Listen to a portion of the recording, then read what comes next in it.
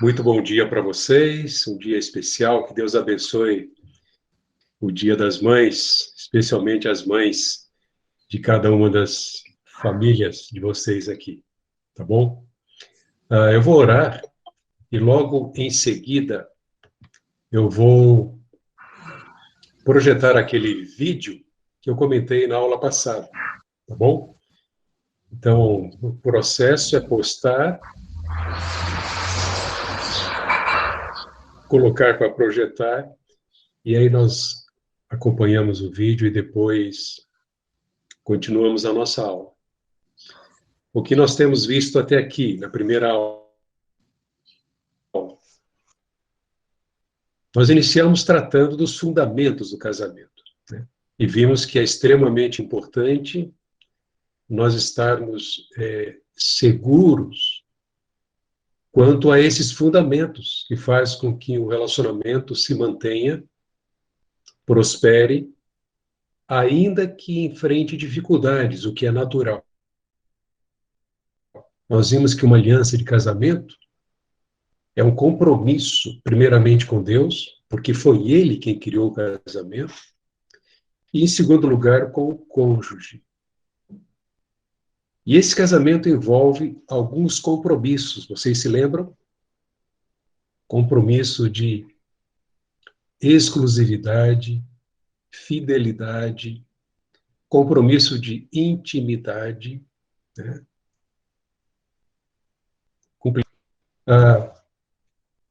E todos esses compromissos, de fato, eles estão estabelecidos a partir dessa aliança. Então, não é o tempo que vai garantir um casamento bem-sucedido. Não é o quanto eles são parecidos no seu jeito de ser, o seu temperamento. Aliás, isso não garante nada, né? Mas é o compromisso que um dia eles assumiram e a sua dependência de Deus e dos seus recursos para que possam honrar esse compromisso. E por falar em aliança, esse vídeo, então, é muito interessante. Eu vou orar e depois projetar para vocês. Pai, dá-nos um tempo proveitoso aqui. O Senhor conhece as nossas limitações, todos nós, e o quanto precisamos do Senhor. Obrigado, Deus, por mais essa oportunidade. Abençoa-nos, ó Deus, neste encontro. Aproveitamos também para te agradecer por cada mãe das nossas famílias, pelo seu dia, que seja um dia prazeroso e de desfrute da tua presença e daquilo que o Senhor tem para oferecer para cada um. Te pedimos a bênção e a direção e te louvamos desde já. Em nome de Jesus. Amém. Ok, então eu vou projetar aqui o vídeo. Então agora o volume é com vocês. Estão ouvindo? Sim. 37 coming up. 37 coming up. All to the same. That's, yes. Husband and one wife. It is a precious thing. So, a key of longevity. I read Bonhoeffer the other day, and I tweeted about it, I think. And he said to a couple he was marrying, the covenant from this day forward sustains the love, not the love, the covenant. And I, at 42 years of marriage, feel very strongly that needs emphasizing, that romance and falling in love is a beautiful thing, and re-falling in love again and again is important. And that re-falling in love after seasons of pain can be sustained only if you elevate the covenant above those affections and that romance. So that's kind of my main message to the younger fellows and girls who would say, what do you want to tell us about our marriages? And I would want to say, you have covenanted, and God has created, God has united this, and you have covenanted. That covenant exists. It exists. Your affections, they exist, and then they don't exist. You get angry, and then you feel so mad, you wonder, where did all that affection go? And that can be reborn because there's this massive punishment. In popular words. I heard that on British TV when I was doing doctoral studies in the early 70s. There was this old man who was being interviewed, who had been married for something like 60 years, 65 years, and his wife was there with him. And the interviewer was saying, during all this time, haven't you ever considered divorce? And he burst, divorce? Divorce? Never, never. Murder often, divorce never. Obviously, you can make that sound ridiculous, but it's not a point. He does have a point. I agree. You know, Lewis Smedes wrote an article called The Power of Promise in Christianity Today back in the 80s, and he was already up there in age. And he was talking about his marriage promise, and he said, my wife has been married to up to 5 men, every one of them has been made. And he says, the one thing, the thread that kept all 5 of them together is my promise.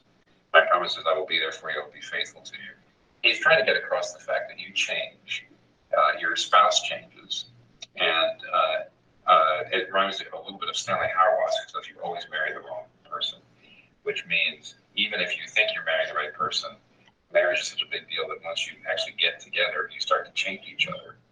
And so the basis of your marriage can't be the feeling, and the basis of your marriage can't even be we're just kindred spirits, because your spirits will go in and out of being kindred. The thing that keeps it is the promise. I made a promise. I made an appointment with you in the future to be your husband every year. I think you're absolutely right. It's a covenant. Yeah, and we've got to go because each of us has things to do here. But I would just underline, if that sounds too duty-oriented for people, that's the ground in which the flower grows. That's the ground. Because if you're in a season right now where the flower is wilted, and you think the solution is to pull the plant up, that's not the solution. The ground of covenant, the ground of promise, the ground of no divorce may be murder, that's the ground where it can flourish, and it does. I just testify from 42 years that falling in love with my wife again and again is a very beautiful. And ideally, that is nurtured, at least in part, by grounding marriage itself in Scripture in a big framework. We're made by God and for God. This is His design, not my design.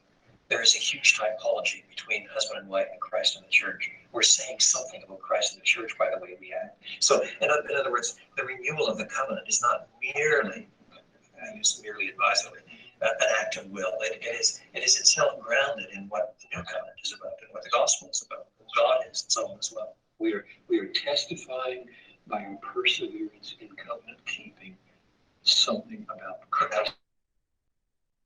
That's exactly. Lie about Christ, and we lie about what the church is obliged to do if we. Yeah, I think that's right. Talk a little more about marriage. Right.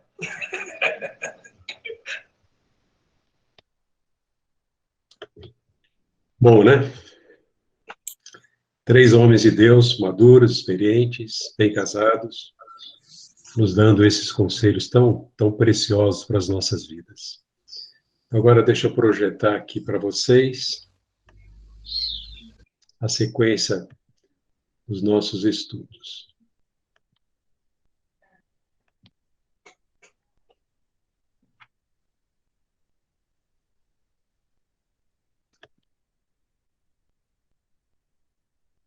Chegou aí? Certo? Sim. Muito bem. Vimos 5 compromissos, então, dessa aliança: imensão, sacralidade, intimidade, mutualidade e exclusividade. O casamento é distinto de qualquer outra associação, ajuntamento, instituição, sobretudo por ser uma instituição divina. Desde a origem, nós vemos que ele foi criado por Deus e também foi atestado por Deus como sendo não apenas bom, mas sendo muito bom. Porque Deus fez o homem, viu a necessidade de uma auxiliadora, a mulher, criou a mulher do homem e uniu o casal nos laços do casamento. A falta de aceitação da origem e propósito do casamento distancia o homem de Deus. E isso também o impede de experimentar um casamento bem-sucedido. Vocês têm pensado nisso? Qual o propósito de Deus ao unir Oswaldo e Nayá, Adalberto, Elaine, Gustavo e Vivian, e outros que estão aqui nesta sala, e alguns que vão se casar ainda? Qual é o propósito de Deus ao unir um homem e a mulher? Não é bom que esteja só, nós entendemos isso. No ato criador, Deus viu essa necessidade. E nada melhor do que a provisão de Deus de um homem para uma mulher e de uma mulher para um homem. É claro nas Escrituras o ensino que nos mostra que Deus rejeita a poligamia, assim como a pornografia, o casamento entre pessoas do mesmo sexo. E basicamente é porque essas práticas pervertem o plano e o propósito divino que visa a sua glória e a felicidade do homem. Além disso, nós temos plena consciência, pelo ensino das Escrituras, que tais práticas evidenciam o abandono da adoração ao único e verdadeiro Deus para adoração a ídolos, e vocês podem ler com calma Romanos 1, 18 a 32, e nós vemos o caos na raça humana e na família por causa desse abandono de uma adoração exclusiva a Deus. Ao olhar para a união, então, que Deus mesmo criou entre homem e mulher para durar para sempre, o próprio Deus declarou ser isso muito bom, conforme Gênesis 1, 31. Um terceiro aspecto é que o casamento requer que marido e esposa deixem pai e mãe. Parece uma coisa muito óbvia. Entretanto, não é assim em muitos relacionamentos, especialmente nos nossos dias. Eu me lembro aqui de algumas situações na área de aconselhamento de conflitos conjugais, em que a falta de deixar totalmente pai e mãe trazia conflitos, e não eram conflitos pequenos. Às vezes, era o próprio marido que manifestava uma dependência muito grande da mãe. Outras vezes, a esposa, a mulher, do pai, ou vice-versa. Agora, que questões deveriam ser consideradas aqui? O que a gente entende por deixar pai e mãe para que o relacionamento possa fluir, prosperar e se desenvolver sob a bênção de Deus conforme ele deseja? Veja, honra teu pai e tua mãe, a fim de que tenhas vida longa na terra que o Senhor teu Deus te dá. Este é um mandamento que nós temos. Lá em Êxodo, capítulo 20, versículo 12, ele aparece na lista dos mandamentos deixados pelo Senhor a Moisés. Notem a importância disso no próprio comentário que o Senhor Jesus Cristo faz no Evangelho de Marcos, capítulo 7, versículo 9, respondendo a algumas questões que estavam sendo postas ali perante ele. E ele disse assim: vocês estão sempre encontrando uma boa maneira para pôr de lado os mandamentos de Deus. Eram os hipócritas, os escribas, os fariseus. Jesus está dizendo que ele estava encontrando boa maneira para pôr de lado os mandamentos de Deus, inclusive esse mandamento de honrar pai e mãe, para que as tradições deles ocupassem o lugar mais importante que a vontade de Deus. E ele disse: Moisés disse, honra teu pai e tua mãe, E quem amaldiçoar seu pai e sua mãe terá que ser executado. Era o peso da lei, era a sentença. Mas vocês, Jesus disse, afirmo que se alguém disser a seu pai ou a sua mãe, qualquer ajuda que vocês poderiam receber de mim é corbã, ou seja, é uma oferta dedicada a Deus. Olha só que sutileza. Ele disse, vocês o desobrigam de qualquer dever para com seu pai e sua mãe. Qualquer coisinha bastava para tirar essa obrigação de amar pai e mãe. Então, Jesus disse, assim vocês anulam a palavra de Deus, o que é grave, por meio da tradição que vocês mesmos transmitiram e fazem muitas coisas como essa. Naturalmente, deixar pai e mãe nunca significa abandoná-los. Qualquer que seja a idade, antes de casar, começo de casamento, após, com os filhos, ninho vazio, Deus espera que nós honremos sempre pai e mãe. E devemos atentar, inclusive, para a exortação das Escrituras, que diz que, se negarmos cuidado aos pais, nós somos piores que os descrentes. Foi Paulo quem disse isso a Timóteo. Se alguém não cuida dos seus parentes, especialmente de sua própria casa, negou a fé e é pior do que um descrente. 1 Timóteo 5, 8. Então vale a pena prestarmos atenção aqui. Obviamente que deixar pai e mãe não significa simplesmente uma mudança geográfica. Sair do Rio Grande do Sul, tchê, e morar em Campinas, né? Ou qualquer outra mudança geográfica. Deixar pai e mãe envolve não depender dos pais. E eu quero esclarecer isso aqui, né?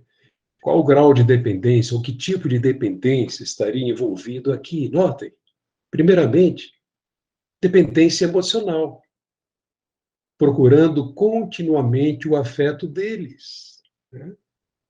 Qualquer motivo, vai choramingar para a mãe, vai choramingar para o pai, né? Qualquer questãozinha é levado para encontrar no ombro do pai ou da mãe o conforto, o consolo. Naturalmente, isso traz dificuldades, instabilidade, eu diria, no relacionamento conjugal.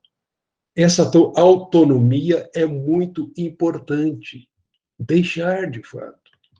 Mas também, outro problema pode ser a necessidade de uma constante aprovação dos pais para todas as coisas. Então, a jovem esposa deseja comprar um tapete azul, entretanto, ela vai pedir a opinião da mãe ou do pai, em vez de pedir a opinião do marido. Não há nada de errado em buscar opinião, o problema é a dependência. Ela só vai tomar a decisão se mamãe disser ou se o papai disser, e às vezes isso significa contrariar o desejo do marido e o que é bom para o casal.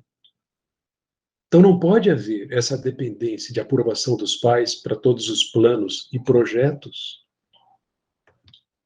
Também da grana deles. Todo casamento requer autonomia financeira, né? A gente procura orientar os nossos jovens noivos para que tenham cuidado com isso. Estabeleça o mínimo, né, para iniciar um compromisso de casamento e não levem para o casamento uma dependência financeira. Isso pode trazer sérios problemas, como, por exemplo, o pai ou a mãe se acharem no direito de interferir quando eles quiserem. Eles vão dizer onde é que vão morar, o que vão comprar, o carro que vai ter, e etc. Né? Ofertas serão muito bem-vindas, mas não a dependência da assistência financeira do casal. Isso traz sérios problemas. Além disso, nós precisamos incluir aqui conselhos e opiniões dos pais como indispensável fonte de orientação. Não pode ser indispensável. Será bem-vinda. Eles têm mais experiência de vida. Buscar conselhos certamente faz parte da nossa vida, mas a questão aqui é conselhos e opiniões dos pais como a indispensável fonte de orientação. Vocês continuam me ouvindo? Tudo bem aí, Paulo? Então, sim. Ok, então o que significa? Olha só, significa que os cônjuges devem se preocupar em suprir as necessidades um do outro mais do que se preocupar com os pais e suas necessidades. Algumas vezes eu já ouvi isso. Ela se preocupa mais com a família dela do que comigo. Ou ele se preocupa mais com a mãe dele do que comigo, eu sou a esposa. Imaginam problemas que podem surgir aqui, conflitos?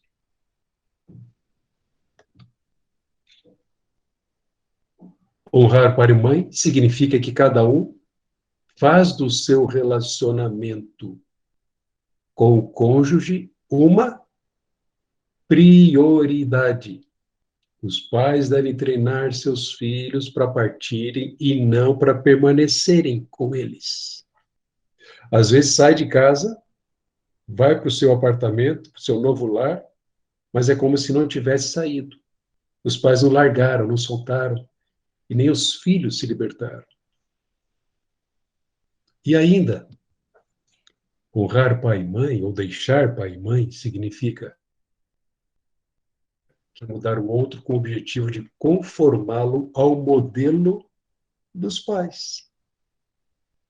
Não dá para reproduzir.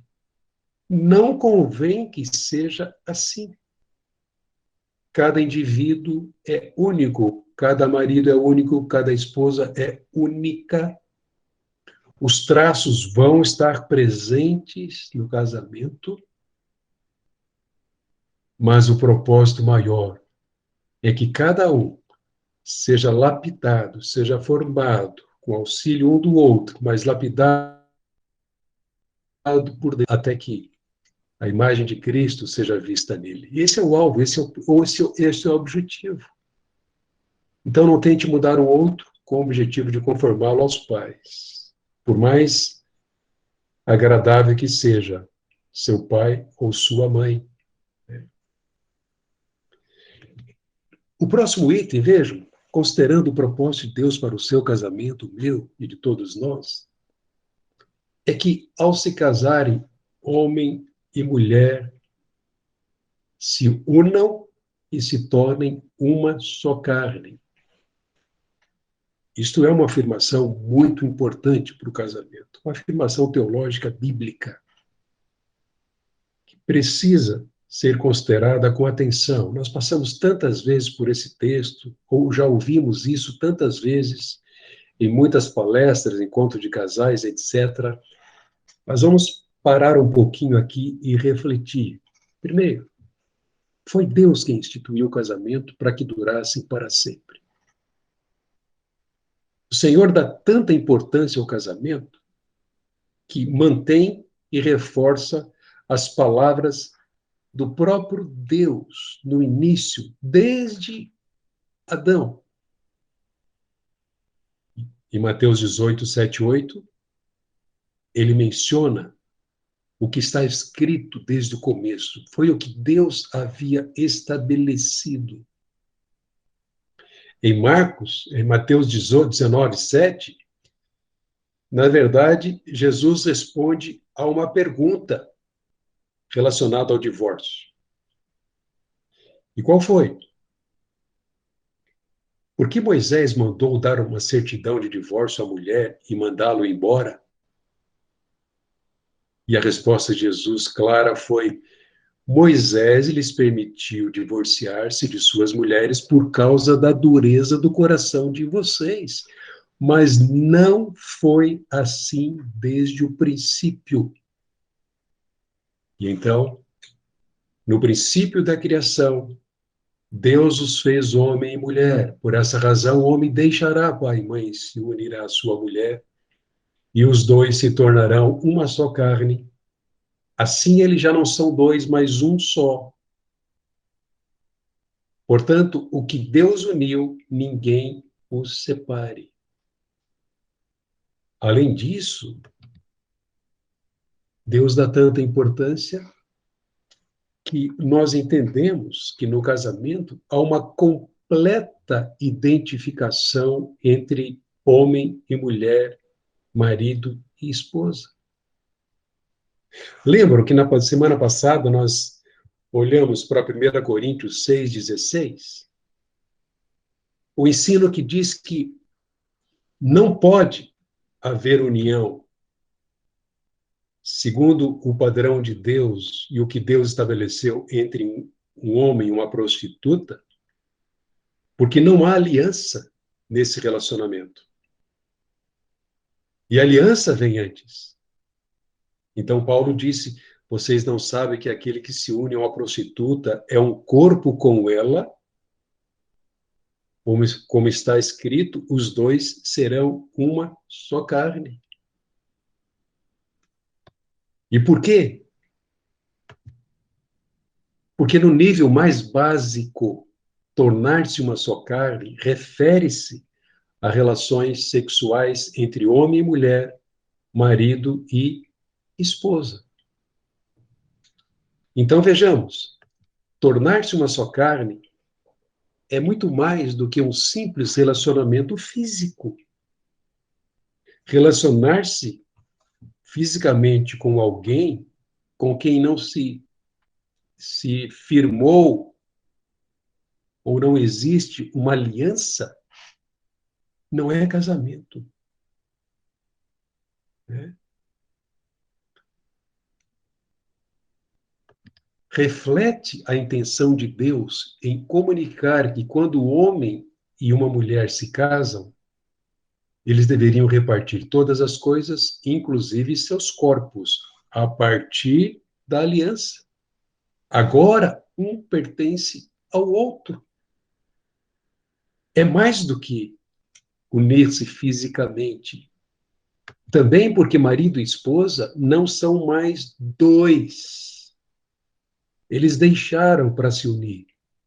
Agora uma só carne. E essa unidade deve manifestar-se de maneira prática. Participação comum em planos, férias, profissão, ministério, filhos e tantas outras coisas, casa, etc. Estendendo ainda mais, significa, sim, que cada um deveria estar totalmente ocupado com o bem-estar do outro, como se fosse a sua própria necessidade. A própria necessidade. O que nós já consideramos aqui, e vamos ver isso mais pela frente, especialmente ao considerarmos conflitos conjugais, é que a queda do ser humano tem estragado tudo, tem dificultado os relacionamentos e tornado o homem cada vez mais egoísta. Ele está muito voltado para si mesmo. Quando olhamos para Provérbios, capítulo 31, que de uma forma tão poética e encorajadora traça o perfil ou descreve o perfil da mulher virtuosa, né? Que alguns atribuem à sabedoria. Vejam, o que a gente vê ali é como que o cuidar um do outro aquece, enriquece e abençoa o casamento. Em relação à mulher, Provérbios 31, 12, ele vai dizer que ela faz o bem e não o mal todos os dias da sua vida. Ela busca lã e linho de bom grado, trabalha com as mãos. Ela atende ao bom andamento da sua casa e não come o pão da preguiça. Levantam-se seus filhos e lhe chamam de tosa. Seu marido a louva. Olha a participação dele aqui, dizendo: muitas mulheres procedem virtuosamente, mas tu a todas sobrepujas. Então, cada um ocupado com o bem-estar do outro, como se fosse a sua própria necessidade, fazer o bem, fazer coisas, suprir, servir, amar, declarar, prestigiar, elogiar.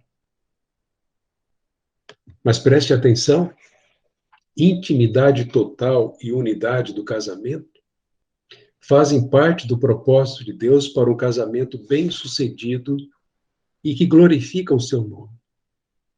Intimidade total e unidade. Ou seja, isso é possível sem que um coração seja exclusivo, sem que o corpo seja exclusivo, primeiramente a Deus e um ao outro. Intimidade e unidade, obviamente, não significa uniformidade, eles são diferentes. Além da diferença de gênero, eles têm muitas outras diferenças. Isso foi projetado por Deus para ser assim, visando o proveito de ambos. Deus mesmo planejou a diversidade do casamento com um propósito. Queridos, a unidade, ela precisa ser cultivada, né? Dá trabalho, sim. Ouvimos esses 3 teólogos, eles falam isso, dá trabalho. Mas há uma aliança para sustentar, para possibilitar as mudanças, o crescimento, o desenvolvimento em qualquer fase do relacionamento. E essa unidade precisa ser cultivada, entendendo que a pecaminosidade é o principal obstáculo. Esposas, nunca neguem isso. Maridos, vocês não podem negar essa realidade. Se vocês negarem essa realidade, se nós negarmos isso, o que vai acontecer? Nós não vamos valorizar o maior recurso que nós temos para um casamento bem-sucedido, que é a graça de Deus. Se eu não me reconheço pecador, que valor, que importância eu darei para a graça de Deus em Cristo Jesus? O Senhor viu que a perversidade do homem tinha aumentado na terra e que toda a inclinação dos pensamentos do seu coração era sempre e somente para o mal. Olha só que terrível consequência da queda. Gênesis 6. Deus viu isso. Num dado momento, ele quis acabar com a raça humana, de tanta perversidade que havia. Toda inclinação dos pensamentos do seu coração era sempre e somente para o mal. Se nós não entendermos isso, o quanto vamos valorizar a obra redentora do Senhor Jesus Cristo, o poder do Evangelho que nos salva e que também nos capacita para uma vida plena. Paulo disse, como está escrito, não há justo nenhum sequer, Romanos 3,10. Além disso, desde a queda, o egoísmo, o orgulho, a amargura, inveja, a ingratidão tão presente, crueldade, ofensas, são impedimentos à unidade conjugal. Há uma afirmação em Hebreus que também nos traz este princípio aqui, que quando Deus, ou quando os cônjuges admitem a sua pecaminosidade, eles se humilham perante Deus. Então a unidade é preservada e desenvolvida. Olha só, Hebreus capítulo 4, 15 e 16, que diz assim: pois não temos um sumo sacerdote, Jesus, que não possa compadecer-se das nossas fraquezas, mas sim alguém que, como nós, passou por todo tipo de tentação, porém sem pecado. Assim sendo, aproximemo-nos do trono da graça com toda a confiança, a fim de recebermos misericórdia e encontrarmos graça que nos auxilie no momento da necessidade. Para quem é isso? É para todo cristão? É para todos nós, maridos, esposas? Ele entende as nossas dificuldades. Ele sabe que somos pecadores. E ele oferece, pela sua graça, todos os recursos para que o nosso relacionamento seja prazeroso, ainda que venhamos a falhar, pisar na bola, ofender, magoar. Possamos desfrutar do doce sabor do perdão, do arrependimento. Isso faz o relacionamento e a unidade crescer. Eu quero agora levá-los a pensar em algumas implicações dessa aliança de casamento. Não há dúvida, nós vimos, casamento é, acima de tudo, um pacto, uma aliança. Então, vamos considerar um texto-chave, e vocês já devem ter lido várias vezes esse texto, estudado sobre ele, né? Alguns de vocês, talvez, esse tenha sido o texto usado na cerimônia do seu casamento. Mas vejamos, Deus dá tanta importância ao casamento que ele compara o casamento ao relacionamento entre Cristo e a igreja. John Piper nos disse isso no vídeo que vimos. E eu tenho sempre dito aqui que é uma analogia única. Só o casamento é comparado à igreja. Então vejamos, mulheres, sujeitem-se a seus maridos como ao Senhor. Efésios 5, 22, 23 vai dizer, pois o marido é a cabeça da mulher, como também Cristo é o cabeça da igreja, que é o seu corpo, do qual é o Salvador. Assim como a igreja está sujeita a Cristo, também as mulheres estejam em tudo sujeitas a seus maridos. E então, aos maridos, Paulo diz, amem suas mulheres, assim como Cristo amou a igreja, entregou-se a si mesmo por ela, no 25, no 26, para santificá-la, tendo-a purificada pelo lavar da água mediante a palavra, e apresentá-la a si mesmo como igreja gloriosa, sem mancha, ruga ou coisa semelhante, mas santa, impecável. E até o 28, quando ele diz, da mesma forma, os maridos devem amar as suas mulheres como a seus próprios corpos. Quem ama sua mulher, ama a si mesmo. Quais as implicações que nós temos aqui neste que é um dos principais textos que trata da aliança e os compromissos, ou as implicações? Deixa eu apresentar algumas. Primeiro, essa aliança de casamento envolve uma figuração de duração ilimitada. Em que sentido? A obediência da igreja a Cristo independe das circunstâncias pelas quais o Senhor permite que ela passe.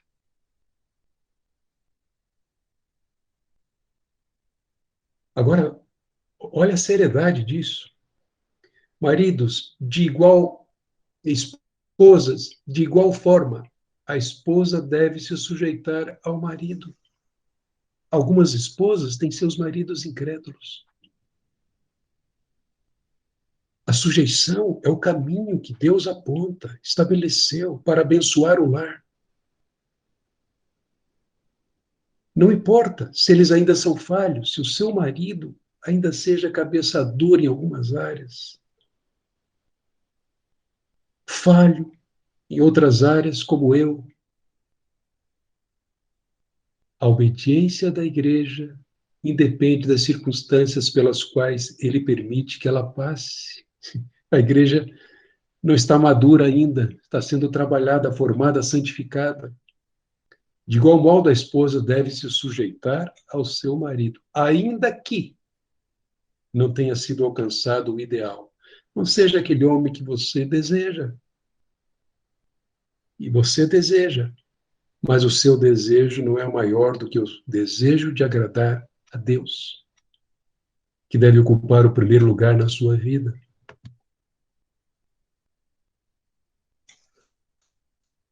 O peso não é maior para o marido, não é menor para o marido, digo, vejam.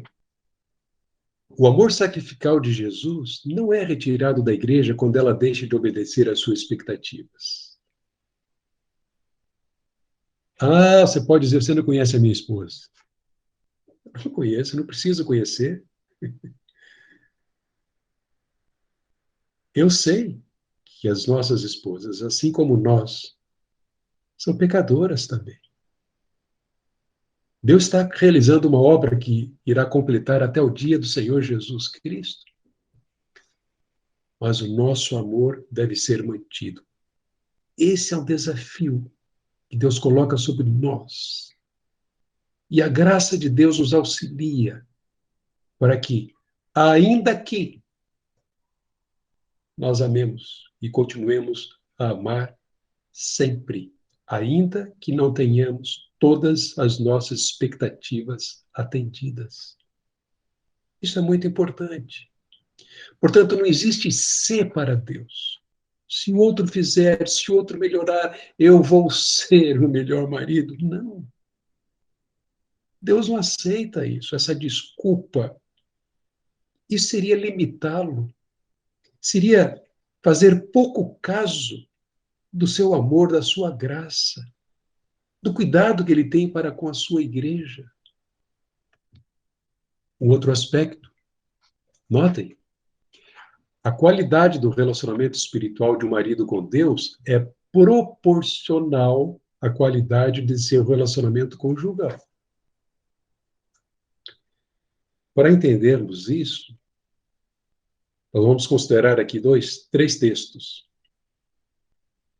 Mas não dá para separar uma coisa da outra. Se você não está bem no relacionamento, como é que você pode estar bem com Deus?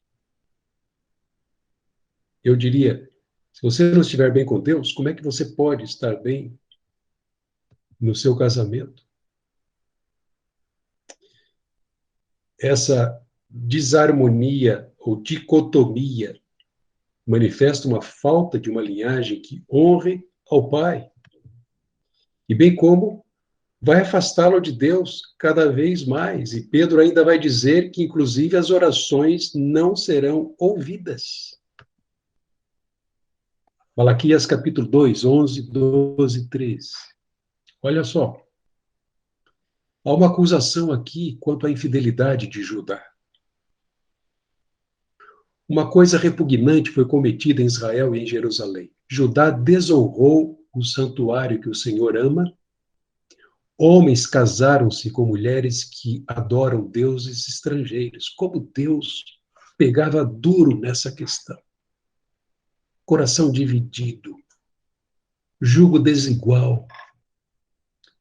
Que o Senhor lance fora das tendas de Jacó o homem que faz isso. Foi a sentença. Seja ele quem for, mesmo que esteja fazendo ofertas ao Senhor dos Exércitos.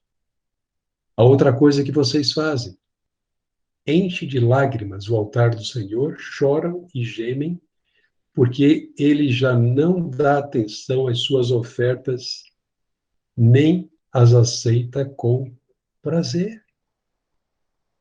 Então vejam, falta de uma linhagem que honre o nome do Pai. Uma alienação progressiva de Deus E no Novo Testamento, esse texto tão esclarecedor, né?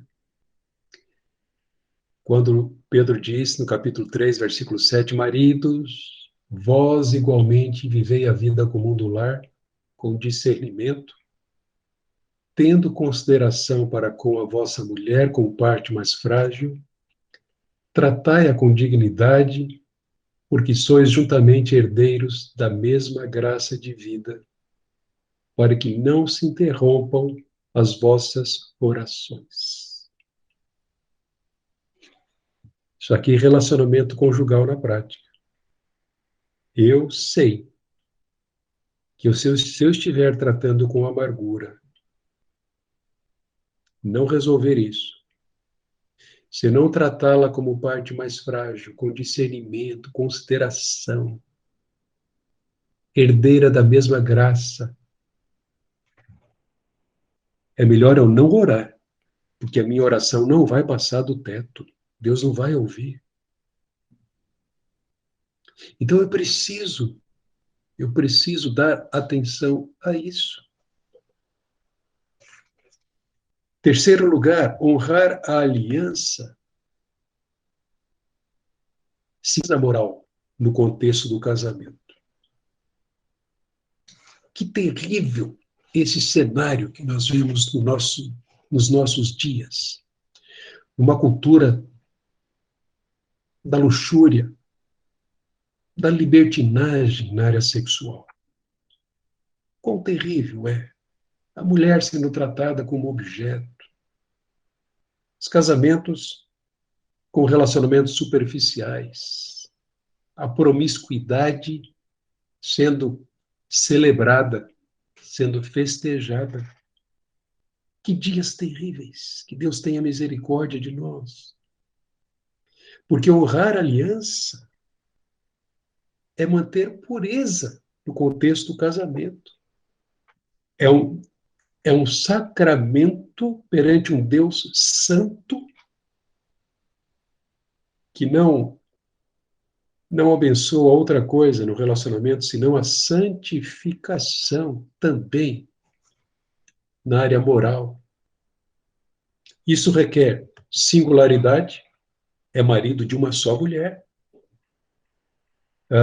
Essa era uma das características que se exigia de um líder que almejava o episcopado.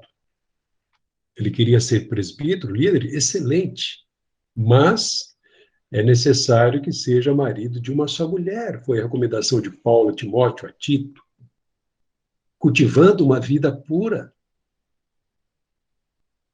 Isso fica bem claro, 1 Timóteo 3, capítulo 2. Mas isso também envolve abandonar certos vícios. Há algumas semanas, alguém entrou em contato comigo, de uma outra cidade, pedindo ajuda. E a pessoa já acabou abrindo o problema e eu passei o caso para uma conselheira para se tratar de uma esposa, já com muitos anos de casamento.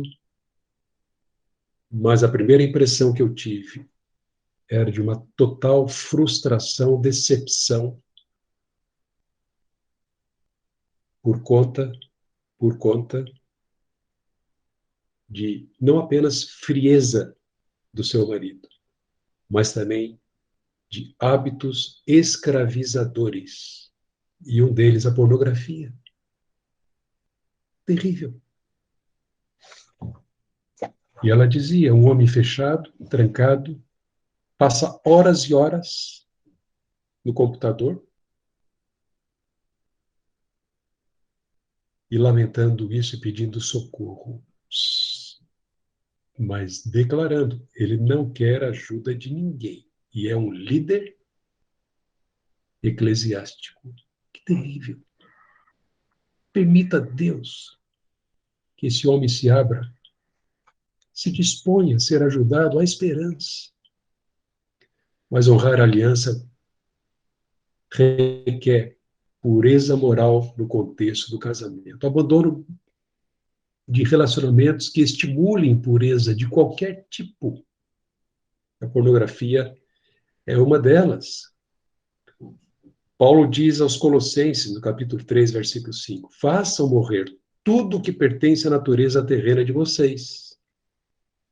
E o primeiro item da lista é imoralidade sexual, impureza, paixão, desejos maus e a ganância, que é a idolatria. No capítulo 13 de Hebreus, no verso 4, nós lemos: o casamento seja honrado por todos, o leito, o coito conjugal, conservado puro, pois Deus julgará os imorais e os adúlteros.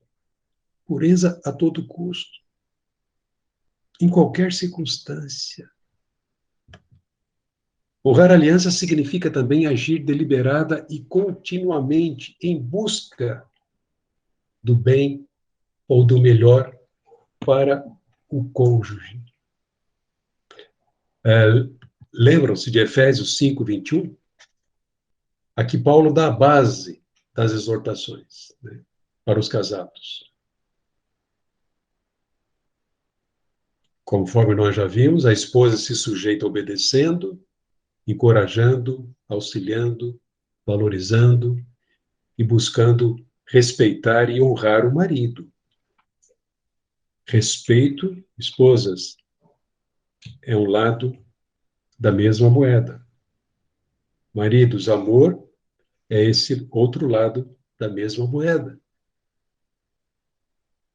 O marido, então, se sujeita servindo, nutrindo, aperfeiçoando a esposa e se sacrificando em favor dela. Como? Tantos aspectos práticos, né? No outro curso que já foi dado, né, Beto? Foi dado muita ênfase ao papel de cada um como servo, né? Nós somos servos antes de qualquer outra coisa. Não estamos no casamento para sermos servidos, mas para servir. Honrar a aliança significa lidar de maneira altruísta. Não há lugar para o egoísmo, e essa é a nossa luta constante. Mas vejam aqui, maneira altruísta com relação ao relacionamento físico. E como isso aqui é importante numa cultura machista como a nossa. Tantos casos de abuso, de violência, de agressão têm aumentado muito nesses dias. E quantos casamentos, mesmo cristãos, sofrendo por conta de uma falta de cuidado e consideração nesta área. 1 Coríntios 7:3, nós vamos tratar com mais profundidade esse capítulo mais para frente. Mas aqui eu queria destacar esses princípios tão importantes. A primeira ordem no texto, quando Paulo diz, 1 Coríntios 7:3, o marido deve cumprir os seus deveres conjugais para com a mulher, e da mesma forma a mulher para com seu marido, a primeira ordem aqui é que o marido satisfaça sua esposa, e o complemento da ordem é que ela faça o mesmo. Ele está tratando aqui dessa intimidade do casal. Isso seria uma maneira de proteger contra a imoralidade, contra a prostituição. Segundo, cada um entende seu corpo como uma dádiva de Deus ao outro. É assim que Deus estabeleceu. A minha esposa é a mulher que Deus me deu. E eu sou o marido, o homem que Deus concedeu a ela. Isso é dádiva de Deus. No versículo 5, eu vou ler antes o 4, onde ele diz: a mulher não tem autoridade sobre o seu próprio corpo, mas sim o marido. Da mesma forma, o marido não tem autoridade sobre o seu próprio corpo, mas sim a mulher. Então, não há lugar aqui para desfrute sobre pressão, coação, força, abuso. Mas ele diz: não se recusem um ao outro, exceto por mútuo consentimento, e durante certo tempo, para se dedicarem à oração. Depois unam-se de novo, para que Satanás não os tente por não terem domínio próprio.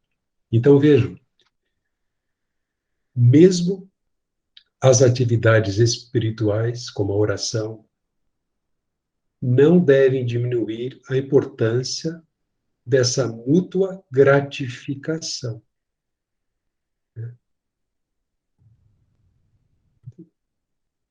Não deixa de passar pela minha cabeça, né, alguns casos, né, em que, por conta de conflitos, um cônjuge tentava punir o outro, cortando todo o relacionamento sexual durante meses, né, até que o outro mudasse, né, fora de questão. Punir. Além disso, optar por esse caminho é optar por tornar o casamento vulnerável às tentações, aos ataques do diabo. E ainda, nos versos 32 a 35 do mesmo capítulo, o que nós vemos é que Deus aprova e ordena que a preocupação de cada um seja agradar o outro. Foi o que ele estabeleceu. O texto diz: gostaria de vê-los livres de preocupações. O homem que não é casado preocupa-se com as coisas do Senhor, em como agradar ao Senhor. Mas aquele que é casado preocupa-se com as coisas deste mundo, em como agradar a sua mulher. E está dividido. Tanto a mulher não casada como a virgem preocupa-se com as coisas do Senhor, para serem santas no corpo e no espírito. Mas a casada preocupa-se com as coisas deste mundo e como agradar o seu marido. E ele reforça: eu estou dizendo isso para o próprio bem de vocês, não para lhes impor restrições, mas para que vocês possam viver de maneira correta, em plena consagração ao Senhor. Olha só, entregar-se um ao outro é viver em plena consagração ao Senhor. Os solteiros, que se conservem na sua virgindade para se dedicar ao Senhor, mas aquele que se casou vai ter que dividir, vai ter que repartir, vai ter que buscar satisfazer o outro. E ainda, e por último, honrar a aliança significa olhar para o casamento como Jesus olhou. E aqui vejam, Cristo superou em muito o padrão da época com respeito à permanência do casamento. E nessa época em que havia dois grupos, né, de rabinos que não apresentavam consenso sobre essa questão. Qual o motivo para alguém se separar? Quanto tempo deve ficar juntos? Um desses grupos era o grupo de Shammai. Basicamente, esse grupo afirmava que o homem não podia obter o divórcio de sua esposa a não ser que ela fosse culpada comprovadamente de imoralidade sexual. Mas os seguidores de Hillel, acho que isso traduz mais a realidade dos nossos dias, esses seguidores eram mais tolerantes.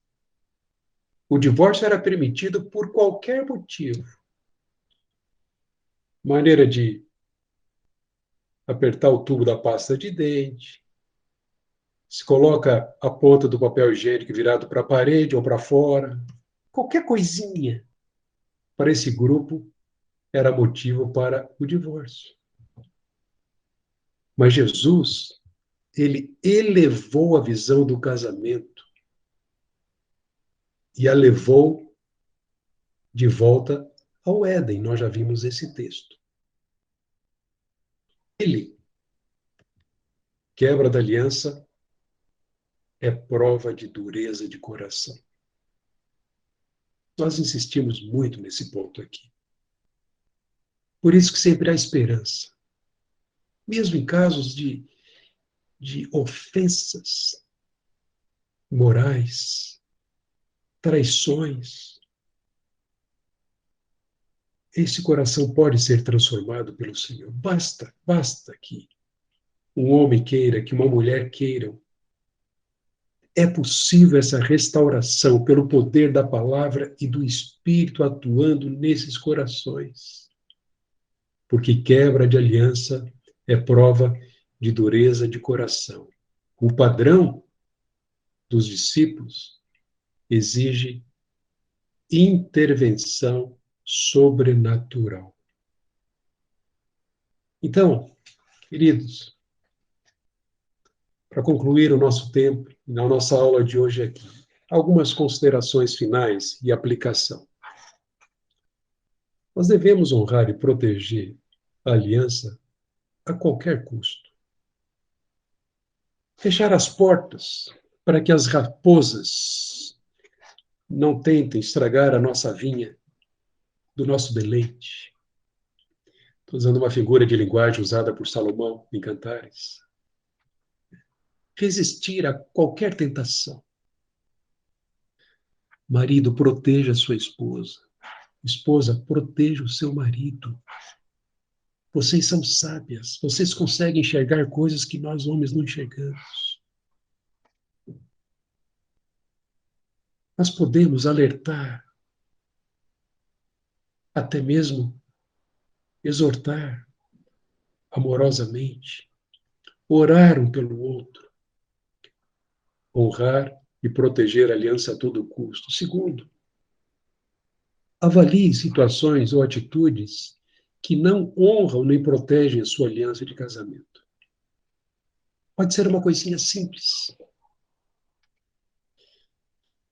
Certa vez nós mudamos para os casais de um curso, nós podemos mandar para vocês depois. Maneiras comuns pelas quais esposas pecam contra seus maridos. E a outra relação, cerca de 70 itens. Maneiras comuns pelas quais maridos pecam contra suas esposas.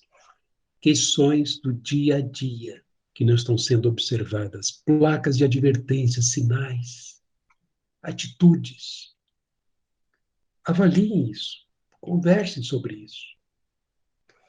Pense, então, em maneiras práticas para honrar e proteger o seu casamento.